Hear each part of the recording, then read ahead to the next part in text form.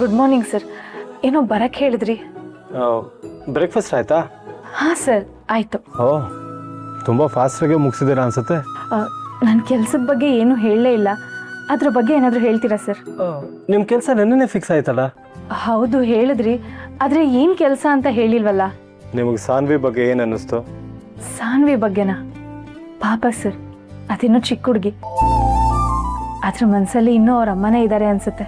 ಅಂದರೆ ಸಾನ್ವಿಗೆ ಈಗ ಅಮ್ಮನ ಅವಶ್ಯಕತೆ ಇದೆ ಅಂತ ಅಂತೀರಾ? ಖಂಡಿತ ಸರ್, ಬೇಕೇ ಬೇಕು. ಸತ್ಯವಾದ ಮಾತನ್ನ ಹೇಳಿದ್ರೆ ನಿಮ್ಮ ಮಾತನ್ನ ಖಂಡಿತವಾಗ್ಲೂ ನಾನು ನಂಬ್ತೇನೆ. ಯಾವ ಮಗುಗೆ ಆಗಲಿ ಅಮ್ಮ ಅನ್ನೋ ಜೀವ ಜೊತೆಗಿರಲೇಬೇಕಲ್ವಾ?